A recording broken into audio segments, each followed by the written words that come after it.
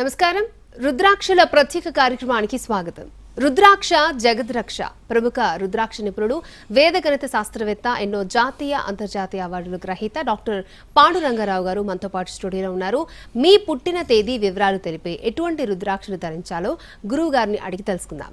Screen పై scroll అవుతున్న నంబర్కి phone చేసి నేరుగా మీరు మాట్లాడొచ్చు.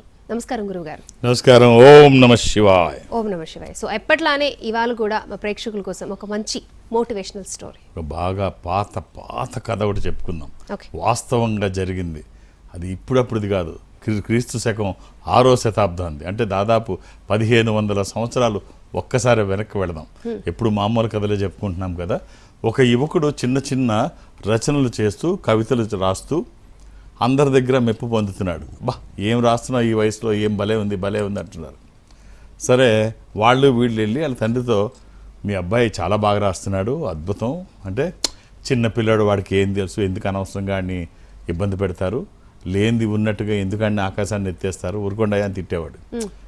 కొడుక్కి తెలుస్తుంది, రోజు ఏంటి మా నాన్న అందరూ మంచిగా చెప్పుకుంటే మా నాన్న ఒకడు రివర్స్గా చెప్తాడు, నేను ఎదగడం మా నాన్నకు అస్సలు ఇష్టం లేదు అని చెప్పేసి తండ్రి మీద తెలియకుండానే కక్ష పెంచుకుంటాడు. రోజుకి విని కక్ష పెంచుకొని ఒకరోజు తండ్రి మీద అంతా ఇంత కోపంగా చంపేద్దాం అన్నది కోపం వస్తుంది.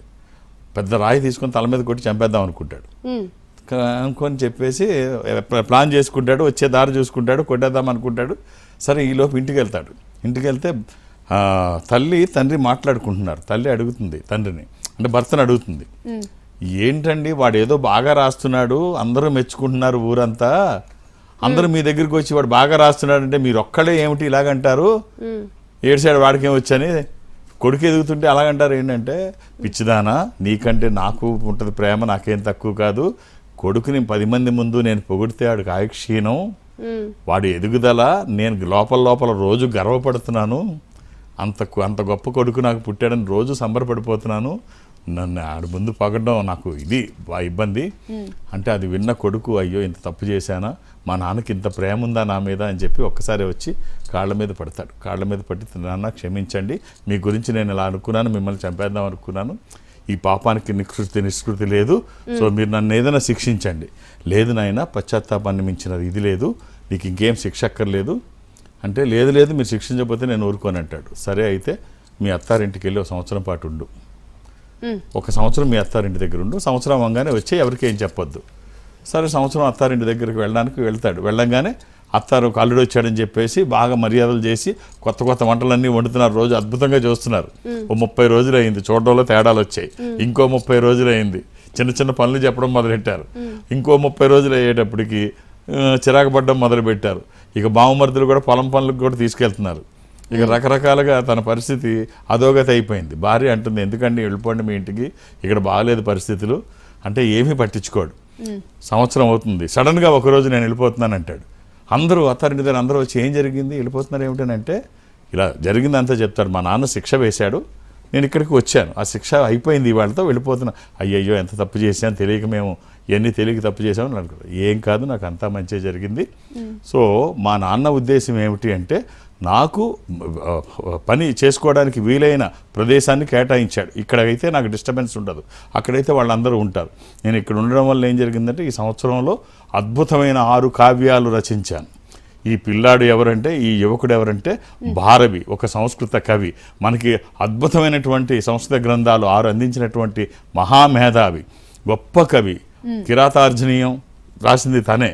అంటే మనకి భక్త కన్నప్పలో అర్జునుడు తపస్సు చేస్తున్నప్పుడు శివుడు బోయవాడి రూపంలో వచ్చినప్పుడు అక్కడ ఒక పంది ఉంటే బోయవాడి రూపంలో శివుడు కొడతాడు, అర్జునుడు కొడతాడు. ఇక్కడ వేటూరు సుందరరామూర్తి గారు మనకి భక్త కన్నప్పలో అద్భుతమైనటువంటి కాన్వర్సేషన్ ఉంటుంది. అక్కడ వేట నాది, వేటు నాది, వేటాడే చోటు నాది, ఏటి తగవు పొమ్మని గర్జించే శివుడు, చేవనాది, చేను నాది, చేతిరిగిన ఈటు నాది, చేవుంటే రమ్మని కనుసైగ చేసే అర్జునుడు. ఇది సన్నివేశం ఉంటుంది కదా. అద్భుతమైనటువంటి కావ్యాన్ని కిరాతార్జునీయం రాసింది కూడా భారవియే.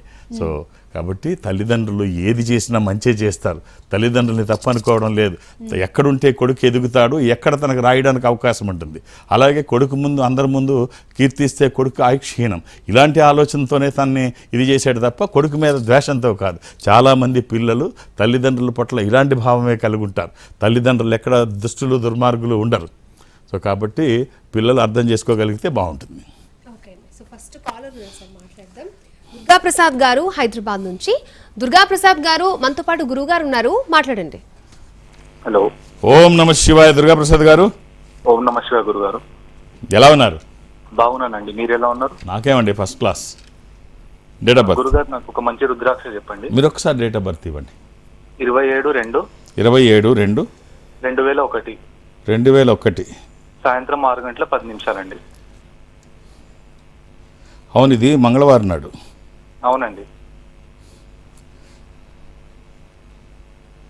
పక్కన మీ పేరెంట్స్ ఎవరైనా ఉన్నారా? ఉన్నారండి, అమ్మగారు ఉన్నారు. ఇది విధియ శుక్లపక్షము, శుద్ధ విధియ అంటే అమావాస్య నుంచి రెండో రోజు. ఇది కుంభరాశి. అంటే ఎందుకు అడిగానంటే ఈ ఏజ్ పిల్లలు జనరల్గా 2001 24 25 ఏళ్ళు ఉన్న యువకులు ఏమడుగుతారు? జనరల్గా క్లబ్బులకి పబ్బులకి వెళ్ళాలనుకుంటారు. ఆలోచన మానేసి నా భవిష్యత్తు కోసం ఒక రుద్రాక్ష వేసుకుంటానని అడిగే పిల్లలు ఉన్న తల్లిదండ్రులు గొప్పవాళ్ళు కదా. ఈ పిల్లల కన్నా తల్లిదండ్రులు గొప్పవాళ్ళు. అందుకనే పక్కన ఎవరున్నారని అడుగుతున్నాను. వాళ్ళ అమ్మ మీరు వినంటారు, సరే అబ్బాయికి ఒక్క రుద్రాక్ష అమ్మ అవకాశం ఉంటే వేయండి. 13ముఖి రుద్రాక్ష, 12ముఖి రుద్రాక్ష, ఈ రెండిట్లో ఏదైనా ఒక్కటి, ఒక మంచి రుద్రాక్ష అన్నారు కదా, వచ్చిన తర్వాత అది ఎలా ఉంటుందో మీరు చూస్తారు. 13 అంటే 13, అది ఇంద్ర రుద్రాక్ష, రూలింగ్ రుద్రాక్ష, కమాండింగ్ రుద్రాక్ష. అనుకున్నది సాధించడానికి, సంకల్పం సిద్ధించడానికి, కోర్కెల సాఫల్యం కోసం జాతకపరంగా అవసరమైంది కూడా 13. ఇది కుదరకపోతే 12 అంటే 12 ముఖాలు, సూర్యస్వరూపం. ఉన్నతమైన స్థితి కోసము, అనారోగ్య సమస్యలు లేకుండా బ్రైట్ ఫ్యూచర్ కోసం ఈ రెండిట్లో ఏదైనా ఒక్కటి, ఎలాంటి నియమాలు లేవు, 24/7 ఎప్పుడూ వేసుకోవచ్చు. ఆల్ ది బెస్ట్ అండి. Okay sir. ఇప్పుడు గురుగారు, నార్మల్గా చాలామందికి చాలా ప్రాబ్లమ్స్ ఉంటాయి. చాలామంది వారి సిచ్యువేషన్స్ బట్టి రకరకాలుగా రియాక్ట్ అవుతూ ఉంటారు. ఇంకొంతమంది అయితే రెస్పాన్సిబిలిటీస్ని మర్చిపోయి ప్రతి దానికి చాలా అగ్రెసివ్గా ఫీల్ అవుతూ ఉంటారు. సో దీన్ని ఎలా చూడాలి అంటారు? అంటే కరెక్టే. ఇప్పుడు ఏదైనా సంఘటన జరిగినప్పుడు బాధ్యతాయుతంగా వ్యవహరించాలి తప్ప ఊరికే మనకి ఎమోషన్స్ ఉన్నాయని చెప్పి కోపాలు అక్కడ సంఘటనల మీద చూపించడం కరెక్ట్ కాదు. దాని పర్యవసానం ఏదన్నా కావచ్చు. ఒక చిన్న సంఘటన చెప్తాను అడిగిన దాన్ని. అంటే కథలు ఎందుకు చెప్తానంటే రీచ్ అవ్వడం కోసం చెప్తూ ఉంటాను, ఈజీగా రీచ్ అవుతాను. ఒక వ్యక్తి ఆఫీస్కి వెళుతూ అడావిడిలో తన వాచ్ తీసి సింక్ దగ్గర మర్చిపోయి వెళ్ళిపోతాడు. ఆఫీస్కి వెళ్ళిపోతాడు. బయటకు ఆఫీస్కి వెళ్ళిపోతే కొడుకు వస్తాడు. కొడుకు స్కూల్కి వెళ్ళాలి. గబగబా సింకులో చేతులు కడుక్కొని అక్కడ తల్లి ఏం చేస్తుంది, ఈలోపు అక్కడ సింక్ దగ్గర మర్చిపోయాడని చెప్పి ఆ వాచ్ తీసుకొచ్చి ఇక్కడ పెడుతుంది డైనింగ్ టేబుల్ మీద. కొడుకు చేతులు కడుక్కొని వచ్చి డైనింగ్ టేబుల్ దగ్గర కూర్చొని టిఫిన్ తిందామని చెప్పేసి అడావుడిలో కూర్చుంటాడు. ఆ డైనింగ్ టేబుల్ మీద ఉన్న వాచ్ కింద పడిపోద్ది, దాని గ్లాస్ విరిగిపోద్ది. గ్లాస్ విరిగిపోతే తండ్రి చూస్తాడు. తండ్రి చూసి ఆఫీస్కి ఇంకా పోవాలి. తండ్రి చూసి తిడతాడు వీళ్ళిద్దరిని. భార్యని తిడతాడు, కొడుకుని తిడతాడు. బుద్ధి ఉందా లేదా? శుభ్రంగా కొత్త వాచ్ ఎరగొట్టారు, గ్లాస్ పగలగొట్టారు, భార్యని తిట్టాడు, కొడుకుని తిట్టాడు. ఆ తిట్లు మామూలుగా తిట్ల, కోపం విపరీతంగా, కొత్త వాచి గ్లాస్ పగిలిపోయిందని. సరే కొడుకు ఆ ఇబ్బందితో, ఆ బాధతో స్కూల్కి వెళ్ళాడు. భార్య మూడంతా అప్సెట్ అయ్యి తను కూర్చుంది. తిను వీళ్ళిద్దరిని తిట్టి ఆ బీపీలో ఆఫీస్కి వెళ్ళిపోయాడు.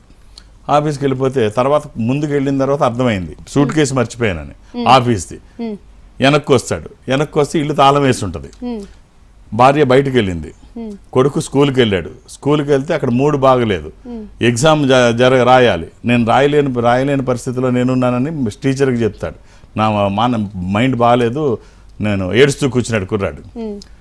సరే అలా కూర్చుంటే ఎగ్జామ్ రాయలేదు. తర్వాత భార్య బయటికి వెళ్ళింది. బయటికి వెళ్తే ఫోన్ చేస్తాడు, నువ్వు ఎక్కడున్నా అర్జెంట్గా ఇంటి దగ్గర రా, తాళం వేస్తుంది, నేను ఆఫీస్ సూట్ కేసు మర్చిపోయానంటాడు. ఆఫీస్ సూట్ కేసు మర్చిపోయానంటే తను హడావుడిలో వస్తుంటుంది, కాలు జారి కింద పడుతుంది, కాలు ఇరుగుద్ది. మొత్తానికి వచ్చిన తర్వాత సూట్ కేసు తీసుకుంటాడు, ఆఫీస్కి వెళ్తాడు. ఆఫీస్కి వెళ్తే అప్పుడు దాకా తన కోసం ఆఫీస్లో వెయిట్ చేస్తున్న కస్టమర్ వెళ్ళిపోయాడని బాస్ తిడతాడు. బాస్ తిడితే ఉసూరుమని ఏడుస్తాడు.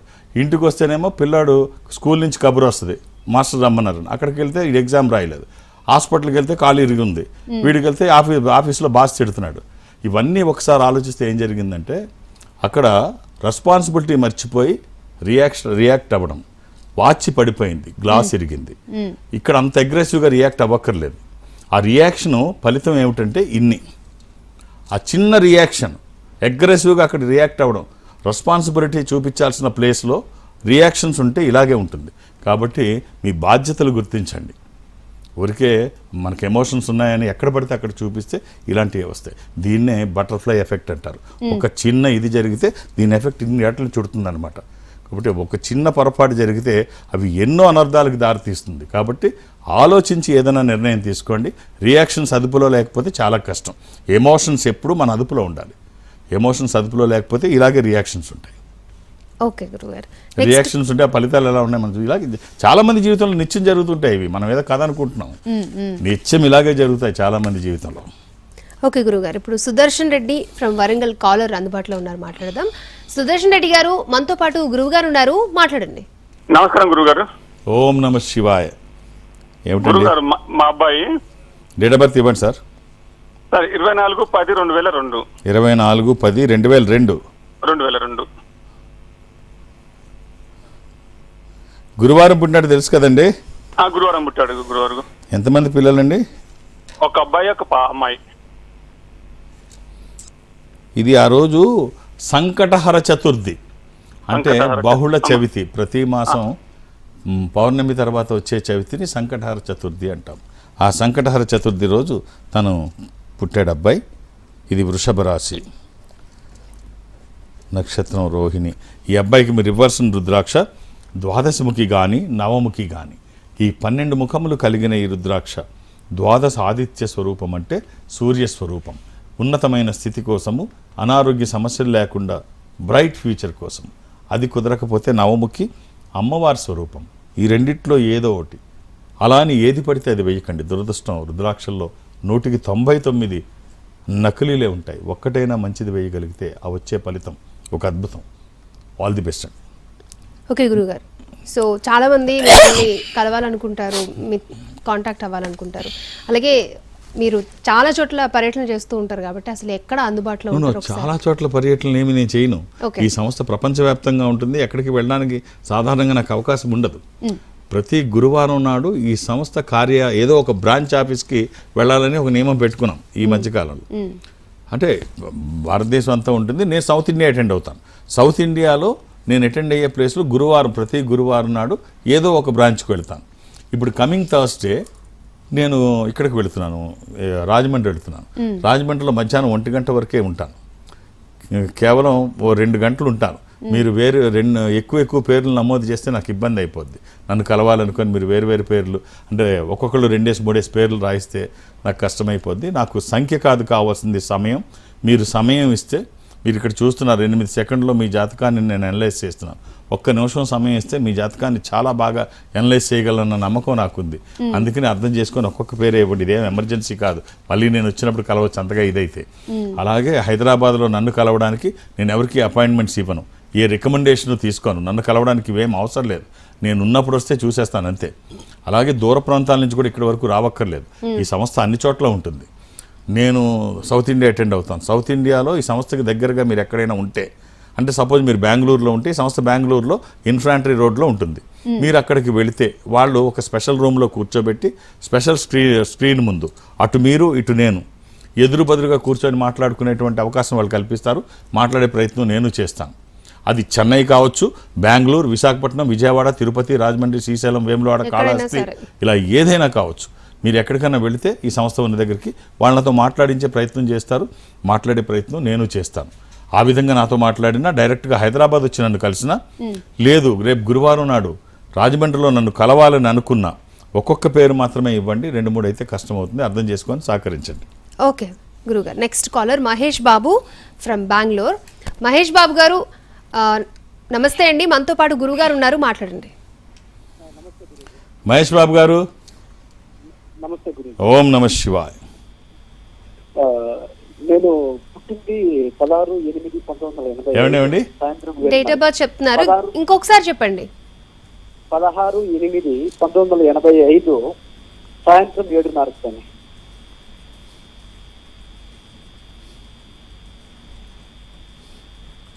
శుక్రవారం పుట్టినట్టు తెలుసా అండి? అవును గురుజీ, శుక్రవారం. ఆ రోజు అమావాస్య కూడానండి. అవును గురూజీ. శుక్రవారము అమావాస్య, కర్కాటక రాశి, ఆశ్లేష నక్షత్రము, సాయంత్రం పూట పుట్టారు. ఏం చేస్తున్నారు సార్ మీరు? సింహరాశి స్వామి 16/8. యా, సాయంత్రం కర్కాటకం వెళ్ళిపోయి ఆశ్లేష 4వ పాదం మఖా నక్షత్రం ఎంటర్ అయింది. మఖా నక్షత్రం ఎంటర్ అయింది జస్ట్. ఏం చేస్తున్నారు సార్? సార్ నేను ఫినాన్స్ అనలిస్ట్ గా ఒక కంపెనీలో పనిచేస్తాను. Financial services. Finance analyst. బాగుందండి, మీ జాబ్ కంఫర్ట్గా ఉందా? పర్లేదు స్వామి, బాగానే ఉంది. పిల్లలండి? పర్లేదు స్వామి, బాగుంది. సరే, ఓ చిన్న కాంబినేషన్ మీకు ఉపయోగపడేది చెప్తాను. ఇది అవకాశం ఉంటే ధరించి చూడండి. మనం చేస్తున్న పనికి ఒక స్పిరిచువల్ సపోర్ట్, ఒక ఆధ్యాత్మిక పరమైంది మనకి తోడైతే వచ్చే ఫలితం ఎలా ఉంటుందో ఎవరు చెప్పక్కర్లేదు. ఒక 7 ముఖాలు, 10 ముఖాలు ఏకముఖి, సప్తముఖి, దశముఖి, ఏకముఖి, ఈ 3 కుదిరితే 7 ముఖాలు లక్ష్మీ స్వరూపము, దశముఖి విష్ణు స్వరూపము, ఏకముఖి రుద్రస్వరూపం. 3 కుదరకపోతే ఏదైనా ఒకటి. ఇవి వచ్చిన తర్వాత బాగుంటుందని ఎవరి సర్టిఫికెట్ అవసరంలా. ఇది వస్తే ఖచ్చితంగా ఉన్న స్థితి నుంచి ఉన్నతంగా ఎదగడానికి ఇవి దోహదపడతాయి. ఆల్ ది బెస్ట్ అండి. ఓకే గురుగారు, ఇప్పుడు నార్మల్గా మనం ఎక్కువ వింటూ ఉంటాం రాధే రాధే అన్నమాట. రాధాకృష్ణుని గురించి చాలా గొప్పగా చెప్తూ ఉంటారు సార్. ఇప్పుడు శ్రీకృష్ణుడికి అంతమంది గోపికలు, అంతమంది భార్యలున్నా ఎందుకు రాధ అంటేనే అమితమైన ప్రేమ అంటారు? ప్రేమ తత్వానికి, ప్రేమ రూపానికి రాధాకృష్ణులే పెద్ద ఉదాహరణ. ఇప్పుడు ఎంత ప్రేమ ఉంటుందంటే, ఎంత ప్రేమమూర్తులు అంటే వాళ్ళు. ఇది ఒక రోజు అంటే నార్త్ ఇండియాలో ఎవరు ఎదురైనా రాధే రాధే అనుకుంటారు, రాధే రాధే అని పలకరించుకుంటారు. అంత ఫేమస్ రాధాకృష్ణుల ప్రేమ, అంత గొప్పది. అది చిన్న ఎగ్జాంపుల్ చెప్తాను, అడిగావు కాబట్టి. ఒకరోజు శ్రీకృష్ణుడు తన మందిరంలో రుక్మిణీదేవి కృష్ణుడికి పాలు ఇచ్చింది వేడివేడిగా. ఆ వేడివేడి పాలు కృష్ణుడు తాగుతున్నాడు, రుక్మిణి ఇస్తే. తాగుతున్నప్పుడు ఆ వేడి కొంచెం ఎక్కువైంది, ఆమె చూసుకోలేదు, గొంతు కాలుతుంది. అవి అలాగే తాగేశాడు. ఆ వేడి గొంతులోంచి గుండెల్లోకి దిగిపోతే రాధే రాధే అన్నాడు ఆయన ఆ నొప్పికి. అంటే అప్పుడు ఆ వేడికి రాధే రాధే అనగానే, ఏంటి స్వామి ఇక్కడ మేము ఇంతమంది ఉన్నాం, పక్కన నేనున్నాను, మమ్మల్ని అందరినీ వదిలేసి రాధ అంటే మీకు అంత ప్రేమ, నిజంగా ఏమిటి రాధలో ఆ ఇది స్వామి అని అడిగితే, రాధను ఎప్పుడైనా కలిసావా అని అడుగుతాడు కృష్ణుడు.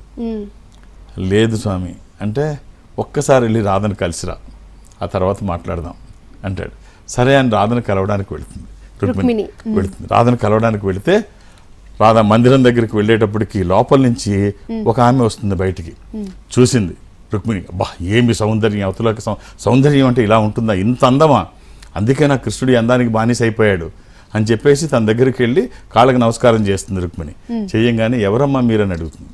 ఎవరమ్మా అంటే, నేను రుక్మిణి ఇలా వచ్చాను, నిన్ను చూడడానికి వచ్చాను రాధా అంటే, అమ్మా నేను రాధని కాదు, నేను చెలికత్తెని, నేను పరిచారికురాలని.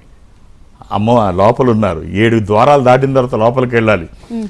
అరే చెలికత్తె పరిచారికురాలు ఇంత అందంగా ఉందా, రాధ ఎంత ఇదిగా.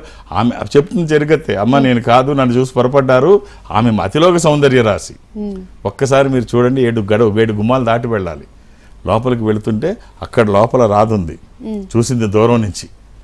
అయ్యా బాబోయ్, సౌందర్యానికి ప్రతిరూపం రాధ. ఇంత సౌందర్యమా అమ్మ నీకు రాధా అని చెప్పి అప్పుడు రాధకి కాళ్ళకి నమస్కారం పెడితే, అప్పుడు చూస్తుంది కాళ్ళ మీద అన్ని మచ్చలు ఎర్రగా కందిపోయి ఒళ్ళంతా మచ్చలు ఉంటాయి రాధకి. ఏమిటి రాధా ఈ ఒళ్ళని ఇంత సౌందర్యం ఉంది, ఏమిటి మచ్చలన్నీ అని అడిగితే, రుక్మిణి రాత్రి స్వామికి నువ్వు పాలిచ్చావు, పాలిచ్చినప్పుడు అవి వేడిగా ఉన్నాయి, నువ్వు చూసుకోలేదు, స్వామి అలాగే తీసుకున్నప్పుడు అది గొంతులోంచి గుండెలోకి వెళ్ళిపోయింది ఆ వేడి.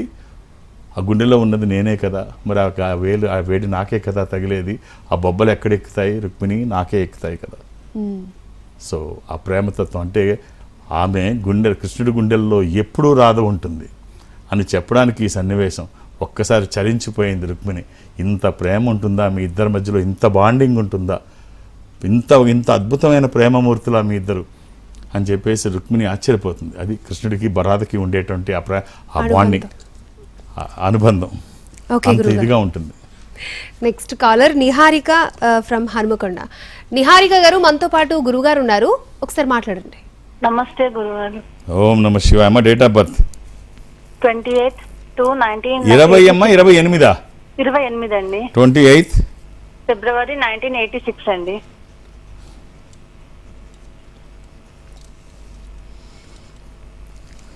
ఇది శుక్రవారం నాడు. అవునండి. ఇది తదియ కృష్ణపక్షము బహుళ తదియ పౌర్ణమి నుంచి 3వ రోజు. అవునండి. ఇది పుబ్బ పూర్వ పాల్గొని నక్షత్రము సింహరాశి. అవును. వేసుకోవాల్సిన రుద్రాక్షలు ఏకాదశముఖి, సప్తముఖి, ఏకముఖి. ఈ ఏకాదశముఖి ఏకాదశ రుద్రస్వరూపము, ఇది హనుమాన్ స్వరూపము కూడా. ఆధ్యాత్మికంగా మంచిది, ఆరోగ్యపరంగా మంచిది, భయాందోళనకు అవకాశం లేనటువంటిది. అలాగే సప్తముఖి లక్ష్మీ స్వరూపము, శని దోషములకి మంచిది. ఏకముఖి రుద్రస్వరూపము అపమృత్యు బాధలు లేకుండా, కుదిరితే 3 లేకపోతే ఏదైనా 1, ఆ వచ్చిన తర్వాత వచ్చే ఫలితం ఒక అద్భుతం. అవి సరైన రుద్రాక్షలు సరైన పద్ధతిలో వేయగలిగితే శుభం. ఆహార నియమాలు ఏమీ లేవు. ఓకే గురుగారు, ఇప్పుడు నార్మల్గా మీరు జెమ్ స్టోన్స్ని బాగా ప్రిఫర్ చేస్తారు, మంచివి సజెస్ట్ చేస్తూ అని చెప్తూ ఉంటారు. బట్ మీ సబ్జెక్ట్ రుద్రాక్షలు కదా, సో దీనికి దానికి సంబంధం లేదు. అంటే ఈ మధ్యకాలంలో ఈ రుద్ర జెమ్స్ అండ్ డైమండ్స్ అనేది ఒకటి ఈ సంస్థ తరపున వచ్చినటువంటి.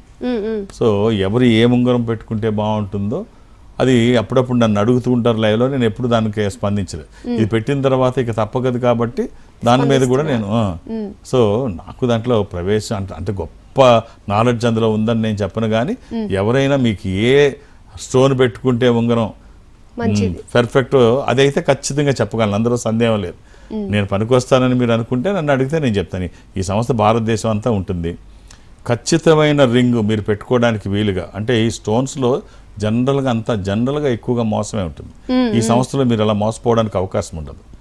ముఖ్యంగా ఏం జరుగుతుందంటే ఎవరి చేతికైనా ఉంటే మీరు పెట్టుకున్న స్టోను ఒరిజినలే పెట్టుకున్నారా, మీరు మీ జాతకానికి సరైనదే సంబంధించిందే పెట్టుకున్నారా, లేకపోతే ఆ డీలరో లేకపోతే ఎవరైతే మీకు అడ్వైస్ చేశారో వాళ్ళకి లాభం వచ్చే స్టోన్ మీకు పెట్టారా, అలా కూడా ఉంటుంది. జనరల్గా అలాగే జరుగుద్ది. ఎక్కడికి వెళ్ళినా అలాగే జరుగుద్ది. డాక్టర్ దగ్గరికి వెళ్ళినా మన దగ్గర ఉన్న మందులేయో అయ్యే రాస్తాడు ఆయన.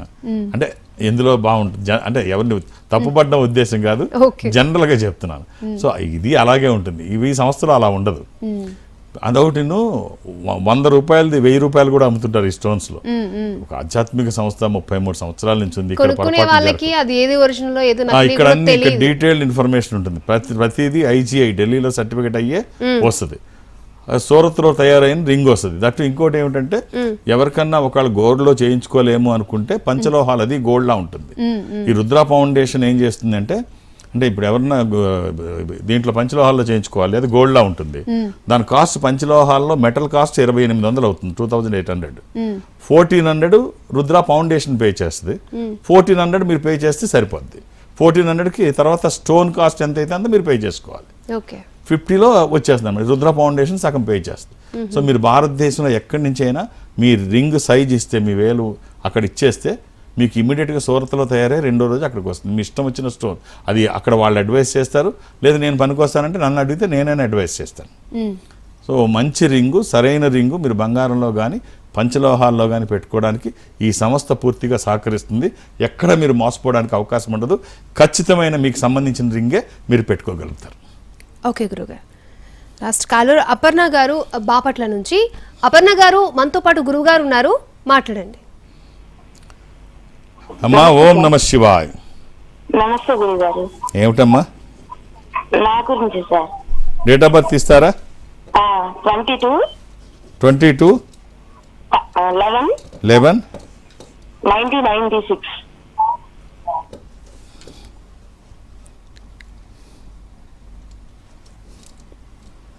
అమ్మా శుక్రవారం పుట్టినట్టు తెలుసు కదమ్మా? తెలుసండి. ఎవరిదమ్మా ఇది? నాదేనండి. ఏం చేస్తున్నారు? ఇంట్లోనేనండి. ఇది త్రయోదశి, శుక్లపక్షము, శుద్ధ త్రయోదశి. ఇది మేషరాశి. రైట్ అమ్మా. ఒక్క రుద్రాక్ష చెప్తాను, వీలైతే వేసుకోండి. నక్షత్రం భరణి, రాశి మేషం. ఒక్క రుద్రాక్ష నవముఖి. ఇది అమ్మవారి స్వరూపం, విజయాలు చేకూర్చి దోషాలు నివారించేది. ఇది కుదిరితే వేసుకోండి. ద్వాదశముఖి రుద్రాక్ష కూడా మీకు సంబంధించిందే. ఈ 12 ముఖాలు ఇది సూర్యస్వరూపం. ఉన్నతమైన స్థితి కోసము, అనారోగ్య సమస్యలు లేకుండా బ్రైట్ ఫ్యూచర్ కోసం. మన చుట్టూ ఎన్ని సంపదలు ఉన్నా ఏ సంపద ఎందుకు ఉపయోగపడుతుందో తెలియదు, కానీ ఈ సంపద వచ్చిన తర్వాత ఖచ్చితంగా ఉన్న స్థితి నుంచి ఉన్నతంగా ఎదుగుతారు. అమ్మ ఇది 24/7 ఎప్పుడు వేసుకోవచ్చు, ఎలాంటి నియమాలు లేవు. ఒకవేళ సూత్రాల్లో వేసుకోవాలనుకుంటే మధ్యలో కాకుండా ఆ పక్కన కానీ ఈ పక్కన కానీ వేసుకోండి. ఇది వచ్చిన తర్వాత మార్పు ఏంటో మీరు చూస్తారు. శుభం. ఓకే గురుగారు, ఇప్పుడు నాకు చాలా వండర్గా అనిపిస్తుంది. మీరు జస్ట్ డేట్ ఆఫ్ బర్త్ ఇస్తేనే అలా లెక్కలు వేసి చెప్తారు. అది ఎలా సాధ్యం అంటారు గురుగారు? అంటే నా సబ్జెక్ట్ అదే వేదగణితం. చాలా వేగంగా అప్పుడప్పుడు చాలా మందికి డౌట్ వస్తూ ఉంటుంది. నేను మొన్న ఇలాగే మా బ్రాంచ్కి ఊరికి వెళితే నా చేతిలోనేమో ఏదో దారిలో చూసుకోవడానికి, సినిమాలు అది చూసుకోవడానికి బాగుంటుందని ఏదో ఐప్యాడ్ పెట్టుకుంటే అందరూ నన్ను చూసి ఇదిగో పాండంగారు అవి చూసి ల్యాప్టాప్ చూసి టీవీలో చెప్తారేమో అని నాకు వినబడేటట్టు అనుకుంటున్నారు పాపం. వాళ్ళు ఫ్యామిలీస్ అవి ఉన్నాయి, ఆయన చూసి చెప్తారేమో అని.